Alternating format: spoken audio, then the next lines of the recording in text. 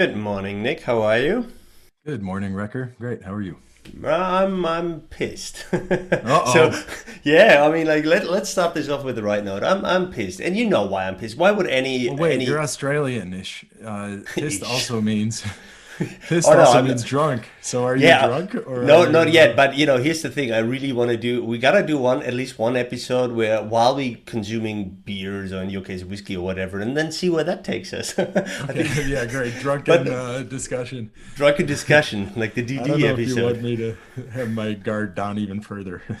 That is true. We all have a role to play here. No, I'm pissed off. Not pissed. So I'm pissed off. Of course, because I got reviews, right? So I want to talk about reviewing today. Well, what do you think All about right. that? That sounds good to me. I have some ideas on reviewing as well. So I think this is the time of year around March. I think is everyone's getting reviews back, and why is that? Because everyone sends papers just before the Christmas break, right? Yeah. So and then we all get it back around this time. So I actually got two reviews and two different papers back. One is a quant paper; it's an experiment. The other one is a qual paper. It's a case study of sorts, and the reviews are vastly different, right? So the experiment paper. People looked at it and they said, "Oh, can you do this with the data? You should clarify these procedures here, do these other two things, and poof." And I looked at it and was like, "Oh, sweet, I can do this in a week," and we did, and we submitted it back. Wonderful. The other one, the qual paper, this Mhm. is fourth round, I Let think. me guess. Let me guess. Yeah, They you don't like go. your framing and they want you to rewrite the framing and you didn't motivate it adequately. Yeah, absolutely. And they have all these ideas. They have wonderful ideas, really wonderful. But I'm like, that's not my idea. That's your idea. And like, I'm It's not. not our This is fourth paper. round. I'm not doing that. Like, in fact, we in our team we coined a new phrase. You want to hear the phrase? Yeah. It's DYOFP. Do your own fucking paper. Yeah. Exactly. Yeah, do your own fucking Exactly. paper.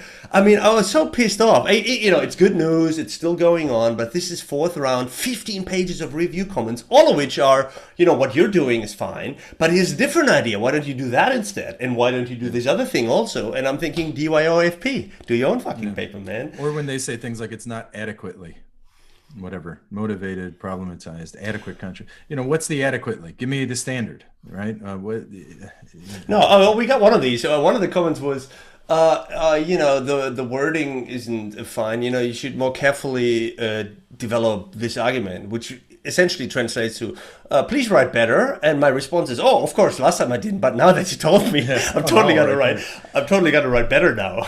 So wait, let's talk about this. Your qual versus your quant. Your quant, you had hypothesis testing. You were Yeah, doing absolutely. experiments, Yeah. and they had no problem with your because in a quant paper, those are the two things you see. One is you didn't adequately develop your hypotheses. The other is you have to do some, Yeah, there's robustness issues checks, with the controls, there are method. things. Absolutely. Yeah. So they liked your conceptualization. They didn't have Well, problems with this is the hypothesis funny formulation. contrast, right? So this paper had nothing to add on the theory, and I think it's because, well, we took this theory and we tested it, right? Yeah. So they basically don't touch the theory at all, and they have certain method clarification. What about your tasks here, and you need to do this other analysis there. That's fine. The qual paper was completely the opposite. They didn't have a single comment on method. They Yeah. had no comment on these are your Well, how procedures, about this is your your data data. itself? The Not anymore. Keep in mind, this is very advanced, fourth round. that's So fourth round. Yeah, yeah. there was an issue when we clarified all this, and this package, 15 pages long, had nothing on things where I thought a reviewer should comment on. Did I do my Wait, you research got a well? 15-page package in the fourth round? Yeah, and that's what I mean.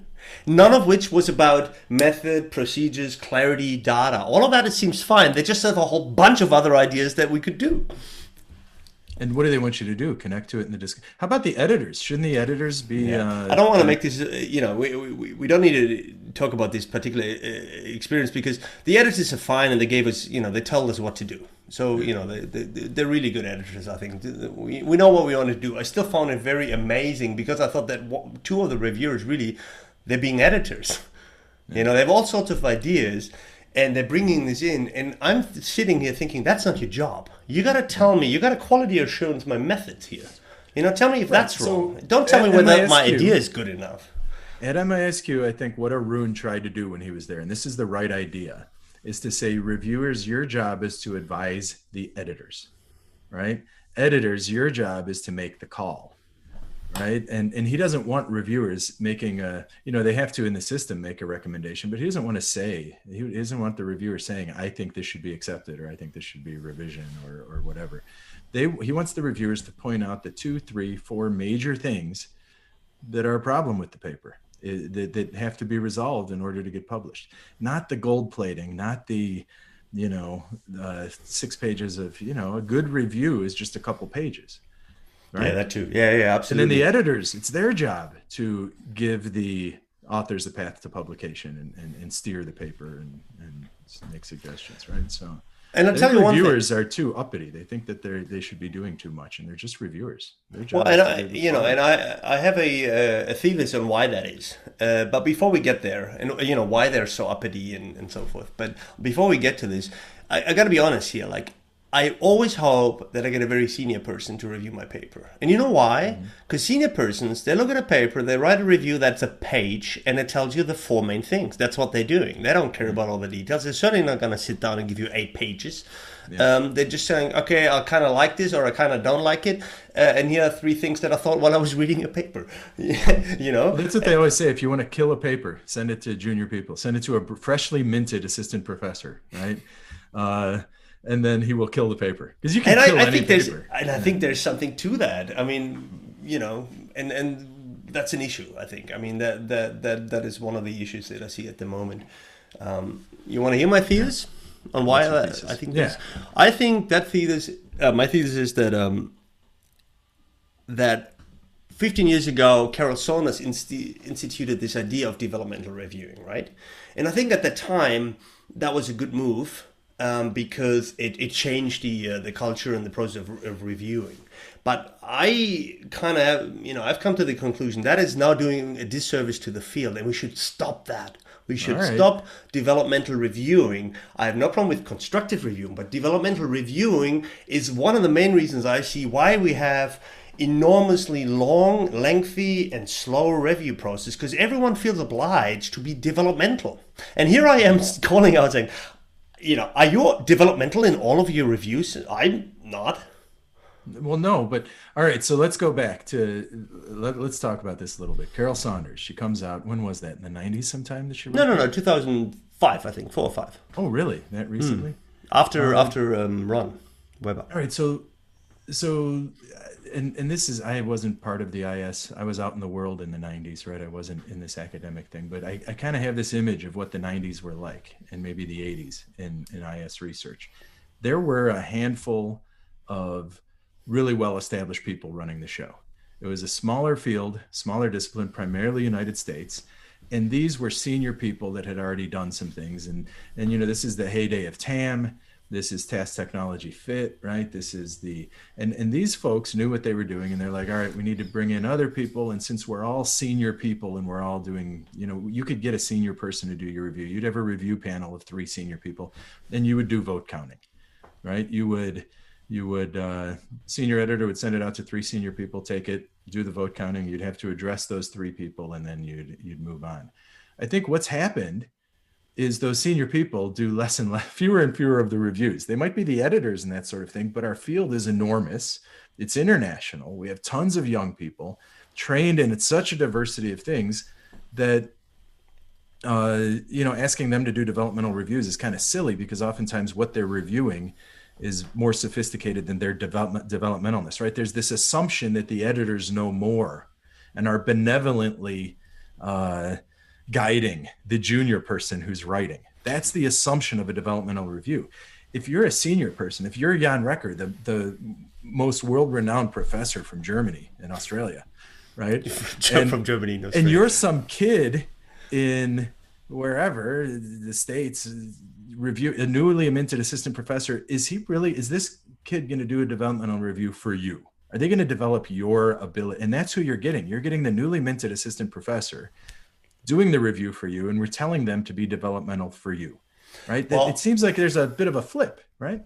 Well, I think there's some merits to your arguments, but I'll give you a different one. Like, what happened in that period is that, the field was being established, and it had a fight for its position, right, against a lot of the other disciplines where it originated from, whether it be the business schools or whether it be engineering schools and so forth, right? So I think a lot of what these these fathers of that time did at that time. They need to establish this, and this is why also we had these rigor and relevance and theoretical contributions folky, because that's the way that they thought they could establish this discipline. Well, the downside of that is, so they were particularly hard on things. So the downside with that is you're making a very elite group that can meet these criteria all the time, right? And this is what you've been saying, that we had a few guys and they occupied the journal spaces and the paper spaces and also the board spaces, right? Yeah. And then as it was growing and becoming more international and so forth, we needed to relax these criteria. We couldn't just have this very harsh, rigor-focused review criteria, because we had too many, I don't know what they call them, type 2 errors. We rejected too many papers that should have been accepted. And I think a famous example for that, if you remember this, is this entire discussion about the IS success model. You remember that? Because it was originally rejected, I think, by MS Quarterly, and Detmar Straub later came out and said that was a mistake. And it got published somewhere else, and people hated it because of methodological flaws and blah, blah, blah. But it was one of the big things at the time, right? Yeah, absolutely, right? And a side note, there's so many of those. There are so many of those. Jay Barney's resource-based view, which is one of the most heavily cited papers in strategy, was apparently rejected at like 3 other journals. And then I think finally SMJ said, okay, we'll publish it. Yeah. So I think out comes Carolyn said, well, we gotta develop a different culture here, because we're missing out on too many good ideas. So, she changed that. And I think that was a very good move. And I also want to come out and say, like, of course I've benefited from that. And it made the field more constructive. Absolutely, right? So always. All I'm saying is now, it's been 15 years. I think it's time for another shift, because I think now it's doing a disservice, because now we have issues with not being able to stop the review cycle. That the review cycles go on for years and years and years. That's all an issue. And of course, 4th round reviewers acting like here's another bunch of ideas. And I'm as an author, I'm set with 2 choices. I can say these are great ideas, I'm not going to do them, or that's a bad choice. And the other even worse choice is I'm going to do them. Yeah. Like, what the hell, right? I can't do either of these 2 things. So, what am I supposed to be doing now? Yeah. So first off, we have 2 ideas. We have 2, and they're not necessarily conflicting about the 90s and what it was like, but neither of you lived in IS at the time. We should, in a future podcast, get one of the grizzled veterans that are our friends and ask what it really was and how we ended up where we are. So that might be that's a good idea, actually, because we're so young. We're young and blooming, and we're young and handsome. Yeah, absolutely. No gray hairs, no wrinkles, no body fat either. No body fat for me. I'm like under 10% body fat. All right. But there are 2 things we're talking about here. One is the developmental review. And I think it's related to my big problem, but let's talk about developmental review first. And that's that we're telling all these, oftentimes young people, but even experienced people, to do developmental reviews. And that's the wrong message. What message should we give them instead of developmental reviews? I think we should tell them, look, there's a difference between being developmental and constructive. And what you want to be is constructive, not developmental. See, what's the difference? The difference is that a constructive applies to how you voice your criticism. Destructive criticism is saying this is all bad. Constructive criticism is a little bit of, okay, this is all bad and this is why your paper gets rejected perhaps. But, here's a few ideas on what you might do about it. So it's a problem and an idea of how you might, solve it. The developmental, I think, is just too much into the I have my obligation to help you develop the paper into something else. I'm giving you ideas, etc. So in a constructive way, I would say, look, this research design is flawed. I don't know, good example, cross-sectional survey, but you're trying to prove causality and with precedents and so forth, and you can't do that. Yeah. So that's a valid criticism, and constructively I say, look, you can't do this, but you might have to redo this, and then you can take panel waves and blah blah blah, do all sorts of things. That's constructive criticism, right? Developmental, I'm not even sure how to be developmental about it. It's sort of like okay, this doesn't work, but here's other things you can do with the survey data you already have. Is that developmental? And then it goes on to weird direction. I think the issue is reviewers need to know their place. And I really like what Arun did, right? The idea of a review is not to make a decision. The editor's job is to decide what gets in the journal and what doesn't, right? You're supposed to, 1, clarify what's interesting, because you know the domain. So is this indeed interesting or is it not? Has it been said before? So clarify what's interesting and address the 2 to 4 major issues. If there are problems, what are they? And then maybe give a path to resolving them and a path forward. That's it.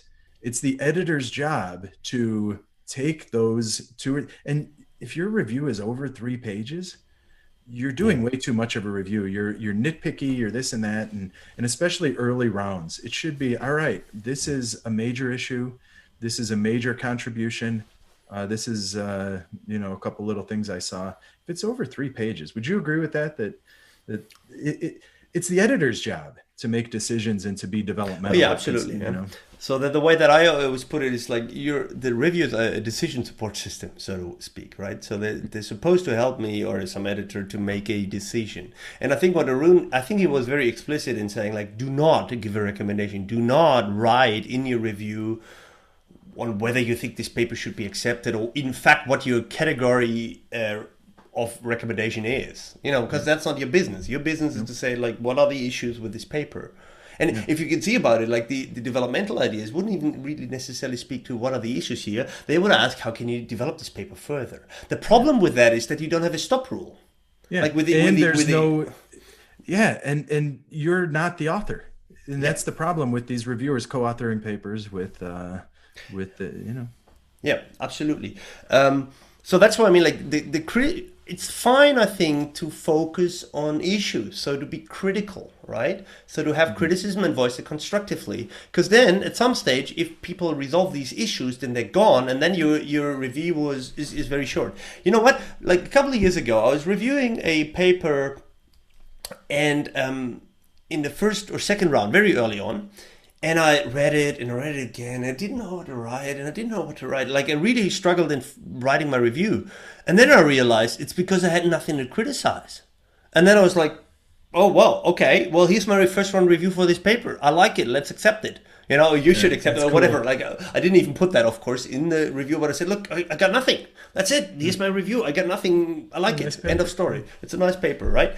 Which is another one. And we all know this, that can it really be over years and years and years and thousands of submissions that none of them is ready to be accepted in one round or even in the first round?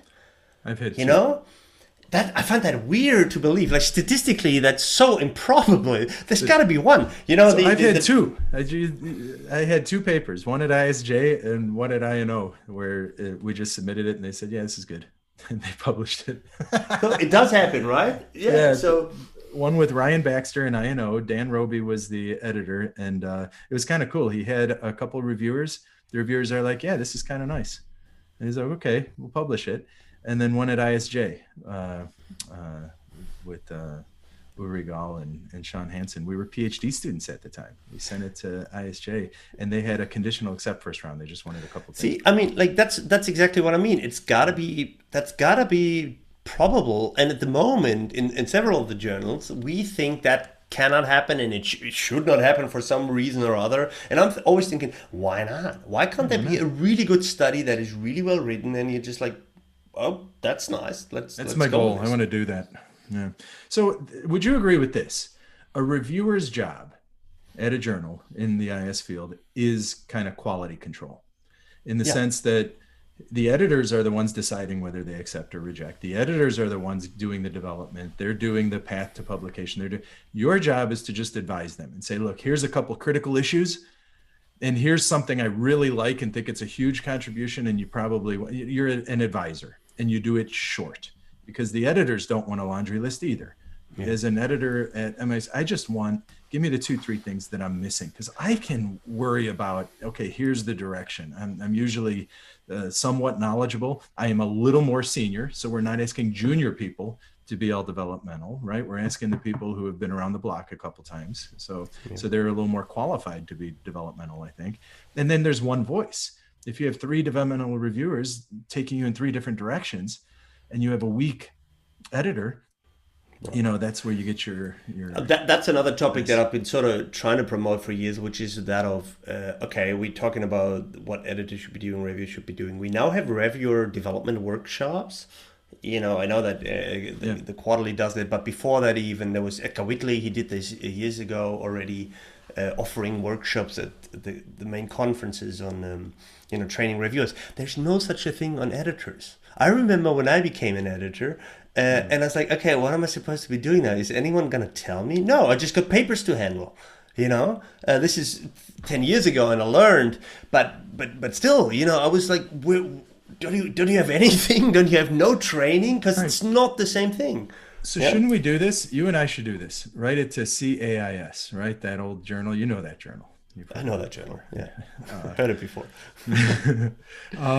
Doesn't that belong there? Like how to be an editor, how to be a reviewer in the field of information systems. We just put the rules. We can do the manifesto, right? And we should say, these are the rules, and then let people respond to it if they want. But I think you and I are in fair agreement with these things, right? I think we are in fair agreement. And I love the fact that here now publicly you called me out on certain new things that I should be doing now, like writing more papers, so that people can have like, hey, I heard you talk about it. Where's the paper? Why don't we do it? You want to do it? I think we should. Write that, and it should just be a 3-page paper, right? Like our reviews. Anything more than that, it's and then we're gonna ask them to not send it out to a peer review, just accept it. All right. No, just kidding. Yeah, exactly. Can we do that? All right. So no, we can have people, we can put certain senior people who we respect and admire and have them respond to it or undersign it. Say, listen, if you want, you can undersign it and edit it. And if you don't want, write a response. So I wanted to make one more point, because you know that I'm sort of also in the IS engineering and a bit more to the computer science side of things sometimes, right? So I also send sometimes to these journals, etc. And I do think on some level they run their review practice a little bit different, and I think also in times a little bit better. Like for a lot of the IEEE and ACM journals, for example, right? The software engineering type journals. I mean, they get reviewers. And they have editors making decisions, but they are very strict on method, and they make decisions. Okay, here's a revision, and this revision has to be doable in 6 months. So if the paper can be revised, but not in that time frame, we're going to reject it. And they usually have one very tough round, but that's it. And the second one is really already a conditional acceptance. So that's how that goes. Yeah. Really fast, and they're focusing basically not at all on conceptualization and ideas, only on method. I mean, they're gonna, obviously on some of the formal stuff, but also the empirical stuff as well. They said like, oh, look, this experiment, did you do this? Did you that? And if so, okay, fine. I may not like the idea, but you did everything right. So there you go. Yeah, but the issue there is that's a high paradigm field, right? Everybody's doing the same thing, and they understand how to evaluate each other's stuff. You mentioned qualitative work. That's the big issue with qualitative work, is that any qualitative finding I have, you could conceivably argue using different terms, the same thing has been said, right? And then you can pick your pet topic, and then you can, so especially qualitative research, it's an argument. It's a construction that you're putting forth in a conversation of other people in this stream. And oftentimes the reviewers are just qualitative, right? They're not in that, say, stream of, so you can reconstruct it. You can do all kinds of things. It's more of a navigation. It's an argument. It's an art form in a sense. And in software engineering, you're not going to see too much of that, right? You'll see a very high paradigm field. Everybody's doing the same thing. Everybody's right. It's not really these different worldviews coming together, and you have to negotiate them in order to get your argument out there, right?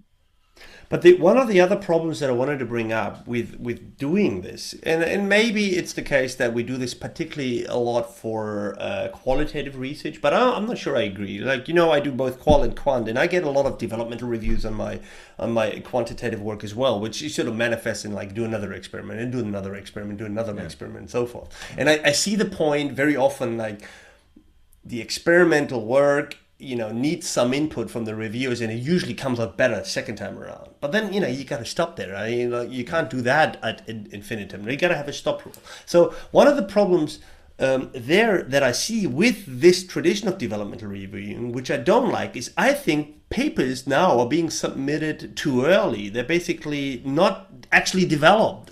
In anticipation of the developmental review process. Because they get a developmental review process, and that's a very, very a big problem, I think. Because I see the same with when you teach your students, And when you give a lot of feedback and do this very quickly, what actually happens is you get more and more immature work because they know, oh, I'll send him a few points and he or she will help me develop that further.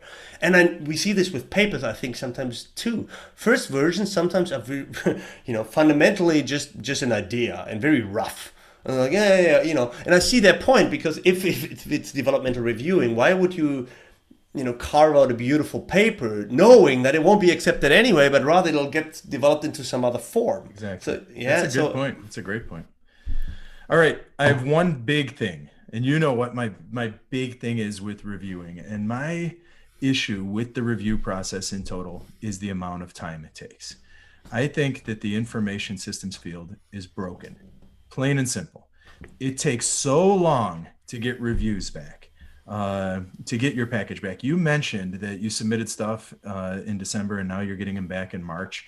And that's actually very good. That's the best you can expect. That is the best we can expect. That's a 3-month turnaround, right? Yeah. And that's the best we can expect.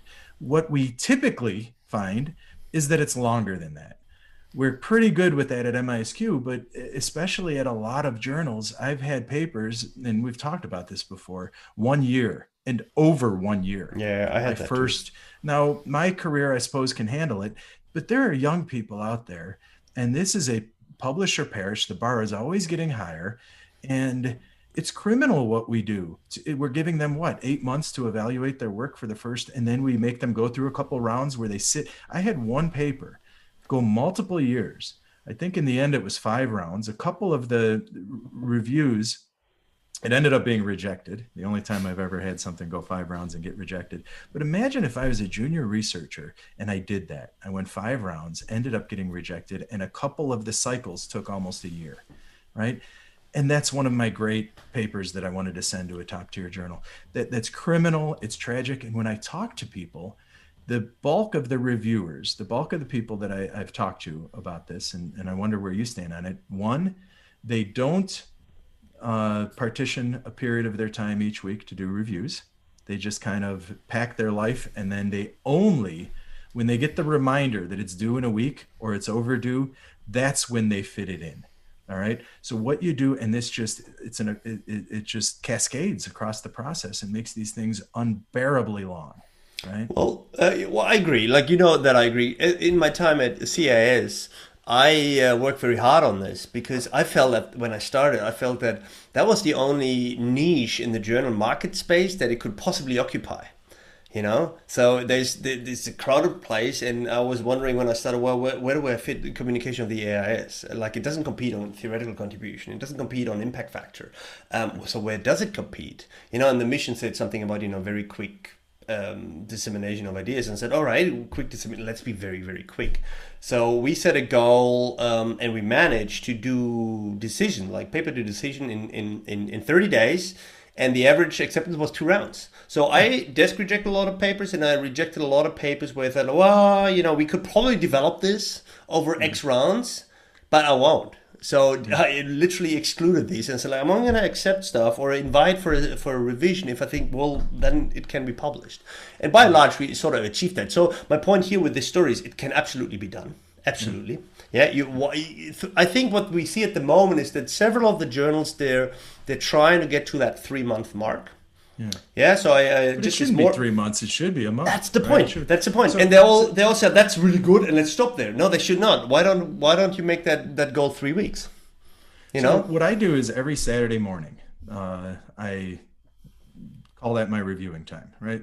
The kids aren't up yet. No, I get my coffee and I review a paper on Saturday morning. Right. And if I need to, I'll go over. But I have a time each week allocated to doing my reviews. And I figure since I'm sending so many papers all over the place, I'm asking others to review my work. It's only my obligation, right, at a minimum to partition some time each week. And when I tell this to people, right, I said something like this at the MISQ, one of our meetings. And I've had people come up to me afterwards and go, I'm really busy. I can't take my Saturday morning. I have little kids, this and that. And I'm like, well, then don't do your Saturday morning. But if you're sending papers out and you're agreeing to do, so if you're sending papers out, you should agree to do reviews. And if you're agreeing to do reviews, you're agreeing to do them timely. And if you're an editor in particular, your job is to be a steward of your journal and to move things well. And you absolutely, I think the goal should be 1 week turnaround, 1 week, with 2 weeks as the outer limit.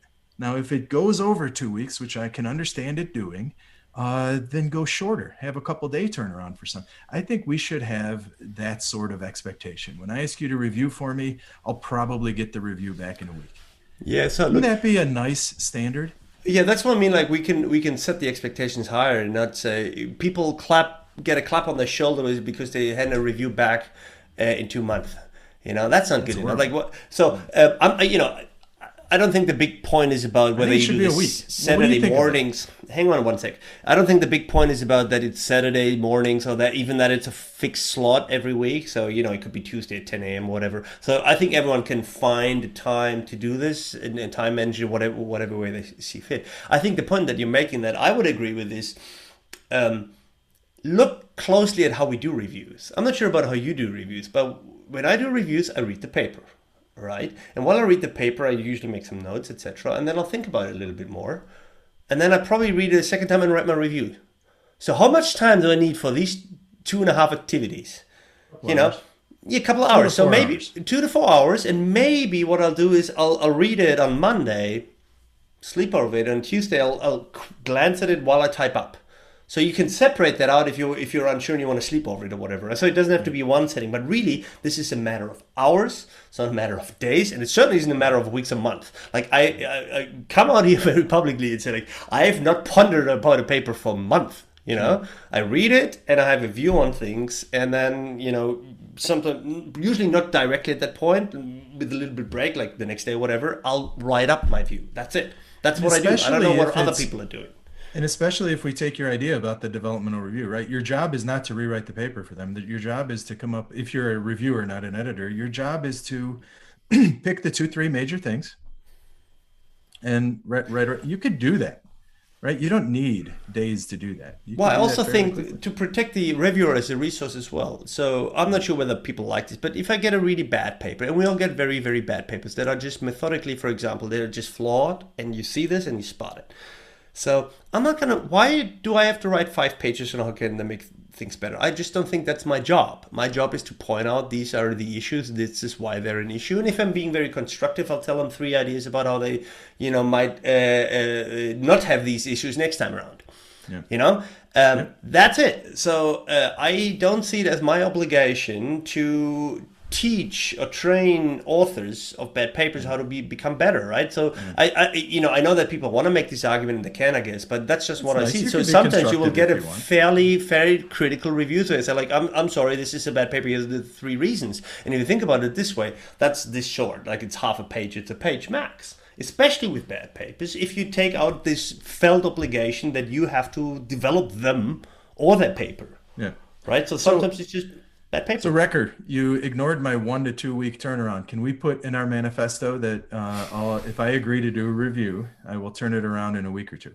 Well, yeah, I'm fine with this, and by extension, it should also mean that you can what's the right word? Reject the invitation to review. Not because on grounds of expertise, but maybe because you can't turn it around in a week. I'd like to know that as well. Don't tell me you can do a review and then I'll wait, I have to wait 3 months for it. Well, that's another issue we run into because everyone's busy. And unless you partition some time each week to do the reviews, there's no time. I actually have 0 time in my life to do reviews unless I were to prioritize it because I have this sense of obligation, right? So if you are going by people's time, they never have the time. No one has time. No, what right? I So mean it's not is that. yeah. It's what is your obligation? How many papers are you submitting? If you're submitting for every paper you submit, you should be doing 3 reviews, right? Because you have 3 reviewers working on your paper. I think that before you and I came along, I think this was being discussed. I think there was a panel or a discussion about whether there is an institutionalized obligation, like a ratio of reviews by submission or whatever. Because if you think about it, you can track it very simply. I mean, you can have a look at in Scholar One and say, okay, you've submitted 5 papers and you've done 2 reviews, and I think in some field it could be done. Oh, one other point I wanted to make here is. Which I also don't like, is over time, editors get a sense of reviews they like. And of course, it's quality, but it's also timeliness, right? So Yeah. we basically, I always think of it, we have a whitelist of people in our heads. And sometimes, maybe it's even explicit, we write it down somewhere. We also have a blacklist. You know what pisses me off about this? Someone from the whitelist occasionally gets an award. Best review award or a thank you email, whatever. Nothing happens to the blacklist. So if you're really Yeah. shitty as at writing reviews, or you're rejecting all the invitations, or you're always late, you know what happens to you? Nothing. Nothing. What should In happen? fact, you get avoided. Like you have to do even less of that. And what really drives me nuts is senior people. And there are a lot of them. And I'm not going to name names, but they're now whatever in high positions. They're department heads or associate deans or whatever in their school. And you ask them to do a review and they're like, no, I'm too busy. Meanwhile, they've published 5 papers in the last 5 years, right? So they're clearly using, but they kind of have this idea, or I'm assuming this, right? That they paid their dues, right? They reviewed a lot in the 90s and early 2000s, and they led the field and they contributed plenty of service to ISIS and whatever other things in the past. So now they're busy doing other things. They don't do many reviews anymore, right? There are people who turn me down now that I'm, whatever, a leader in my school. I can't do these things. Meanwhile, you look at their resume, they're still publishing. It drives me nuts. They have this idea that I don't have to do reviews because I'm senior now, or I've paid my dues. I think as long as you're publishing, you should be reviewing, period. But you're right. What should you do? What should you do to the people who do either bad reviews or don't agree to do reviews? Public shaming, man. I mean, put that whitelist somewhere, put that blacklist, I should say, put that somewhere and say, like, look, guys, this has happened. So again, in the engineering communities, I know this at the conference level, but only because I'm not involved at the journal level. So what a lot of these software engineering, IS engineering type conferences do, they got this. I forget what it's called. Basically, a history matrix, things they've learned from every year of running this conference, including this list of program committees and reviewers that they used. And every program chair has to mark them up as, this is a good guy, this is a bad guy, this is a good guy. And as you hand over the conference to the next person, that list wanders with you. So they have a whitelist and a blacklist of people, and they deal with this in the sense of that the good guys and girls, they get, they get bumped up to becoming track chairs and program chairs, etc. In other words, they get more work, and the other ones are, losing their reputation. But other than that, nothing happens. This is what I'm hearing. We should publish a website from MIS Quarterly that shows each author how many papers they've submitted and how many papers they've reviewed. And the only ones they've reviewed work are as if the editors say this was a quality review, right? Oh, geez. And then we would have a ratio. Are you serious? We can't do that, right? That would be crazy. Yeah, I'm backpedaling here. I mean, like, that sounds just horrible. Yeah, because it would show how often they get rejected, right? If they only had published 3 papers, but they submitted 20, right? That would show that. If they only did 2 good reviews, but they submitted 20, I mean, it would inspire people to do more reviews and more quality reviews, certainly. But what can we do? I mean, that public shaming. Yeah, well, it's an idea. Another idea that I think finance people do, I think they pay you for reviews, don't they? I mean, that's an idea that pops up every now and then. That whether people you pay for submissions there too. You got to pay like $500 to submit to a journal. I think. I mean, I don't know, but I've heard this that there are certain journals, whatever. Journal of Finance, maybe, or some of these. That doesn't sound very inclusive. What do you do if you're from a country where you don't have money lying around? So that's probably not the best idea. My public shaming idea probably wasn't the best idea either. But every now and then, I really would like to do this because I think like behind the doors you get to see someone and like, man, you're not that guy that you make out to be. I mean, you're. So this is Rick Watson's idea, not mine, and I'll probably screw it up. But he had this idea, and he's absolutely right that it's broken, right? The review process is broken, the incentives are misaligned, and there are all kinds of issues, and it's also arbitrary. So, and this is my way of interpreting what he said. So this isn't Rick's version necessarily, but he has this idea that our journals should be like a marketplace. Yeah, I remember that. Right? You remember that? You've heard him say that? And I like it. And if you look at law, apparently law journals are like this, where everybody puts their papers out at a certain time of the year. And then the editors go and say, I want this for my journal. And like the crappier journals will bid sooner and say, look, we'll publish you in our journal in 3 days, right? They'll come out and give you but then the more established journals, people might wait for the more established journals that come out. And that's what happens. The editors grab the papers and they say, okay, this is a good paper. And then that means the MISQ editors would be going out looking for papers as opposed to dealing with whatever stuff is submitted to them. And the nice thing is, and maybe this is my extension, I don't remember if this was part of his formulation, but if you have this marketplace, in order to submit and have your paper that you submitted to the marketplace reviewed by anyone, you have to review 3 papers in the marketplace, and they have to be marked as high quality reviews.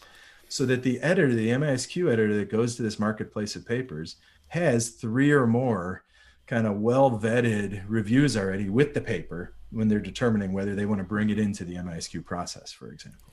Right? So, as far as I know, they implemented that a couple of years ago. They tried, but they didn't get any submissions. Right? That's the point I wanted to make. So they built this marketplace. It was a web page, and they had a couple of journals signing up for it. JIS was one of them, Journal of the AIS, and a few other ones. The problem was no one submitted. So you need MISQ there. Yeah, well, the one of the issues was that I think when it comes to reviewing and changing this publication system, the communities, people are very risk averse. Yeah. So I'll give you one more example of this. That's not necessarily well known, but CAIS, when I ran, runs a single blind review mode, not a double blind. So reviewers know who the authors are. Yeah, and that occasionally always gets people questioning it, sort of like, hey, this is weird. The paper has the author names on it. I mean, did they forget this? And I always reply, no, this is part of the game. But because I got a lot of these inquiries, I said, okay, well, let's see whether we want to change that. So I launched an inquiry, and I tried to get data on both sides of the argument. So I did a survey of the editorial board of some 50 people and gathered other data and try to have a look at arguments that would say we need to move from single blind to double blind, or to a completely different way, like a marketplace or wiki-based or whatever, right? Other modes. You know what the outcome of this data gathering exercise was? No change whatsoever. No change whatsoever, because there was not a single persuasive argument to be made on either side. Yeah. Right, so there was no strong argument to go from single to double blind. It wouldn't have changed a thing, to be honest. And the other ones and the alternative sort of modern innovative ideas, they got absolutely no traction whatsoever from anyone. So in the end, I was like, well, then we leave it as it is, because double blind reviewing, a lot of people argue these days it can't possibly be double blind. Because you look up on ResearchGate, you Google Scholar, you find out, usually you get a pretty good sense of who the authors are. And my experience at CAS, where it was single blind, was also one of the main arguments is always that you'll introduce bias, because people feel that they can't reject this Top Shot guy's paper. I've never seen that, to be honest. Yeah. I haven't seen when I was there, because we don't have senior editors, I saw every paper and I saw every single review. So that's over 1,000, in my period, in my tenure. And not once did I have the impression that someone, was biased one way or the other. Sort of like, I don't like this person, or I like this person very much, and hence, I decided this way or the other. So I didn't see a lot of evidence for that either, which is why we didn't change a thing. Well, and I have to say, I mean, our journal, we have 2 premier journals. It's MISQ and ISR, and really MISQ is, to me anyway, the kind of heart of our field. They're the ones that have to do innovations. And if you look at it, Arun is innovating, or has innovated on the cycle time. So he has reduced it, and I think it's trickling out to the rest of the field. If we were to do anything with reviews, or it has to come from that journal, I think. Well, this is a very MISQ-centric view of the field. I mean, the other journals are doing good things too. But I will say this, that in a limited experience, there is more variance in cycle times with the other journals. So, others have... Well, we have to discuss this. You're being very diplomatic and political with their other journals too. But let's be real, right?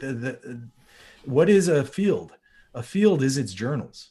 Right? We could say the AIS is our field or something like that. And it's nice. It's a group of people doing nice things for the field, I suppose. But the field exists for its journals, right? And the journals exist for the fields. And that's where the discourse is. And that's how you determine whether someone's an IS researcher. Do they publish in IS journals, right? And right now, the prestigious journal, the most prestigious journal in our field, it's MISQ and ISR. Those are always the top 2. If we're going to do anything innovative in our field, it has to come from those journals.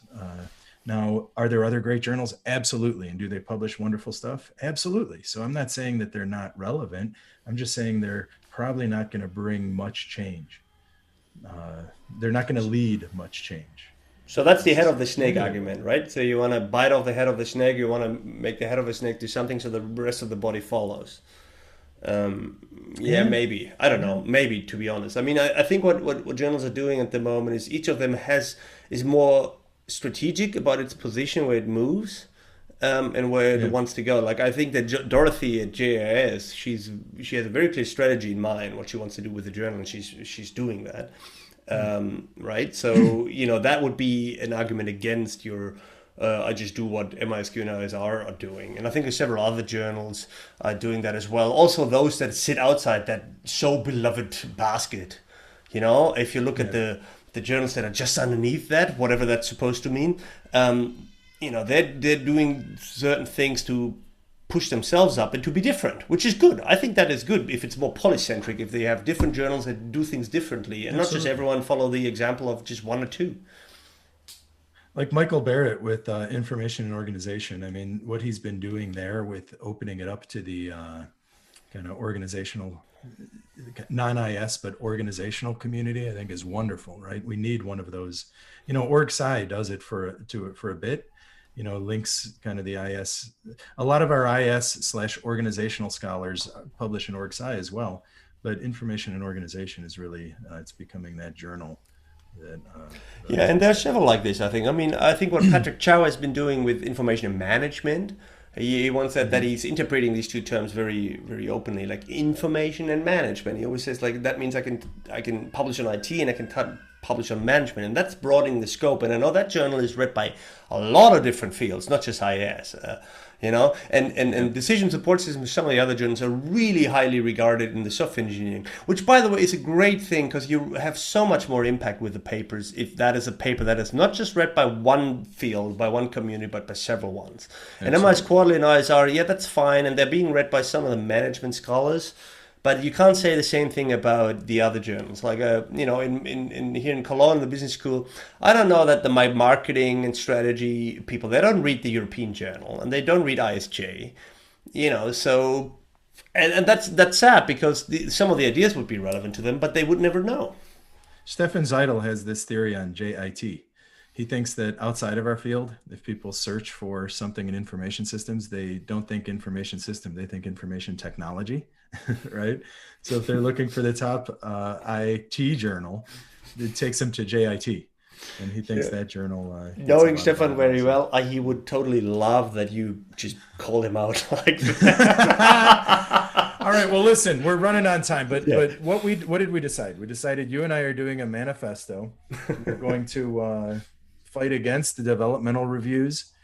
We want strong editors and we want people to be fast. Well, we want people to be fast. We want people to commit to reviews, good quality, but timely reviews. And we want people to be constructive, but not developmental. And if you go in with that mindset, then maybe you start keeping your ideas in the forefront to yourself and then do your own fucking paper next time around instead of telling me what to do. Exactly. All right, Nick. Good talking to you, as usual. Wrecker, always a good time. Always a blast.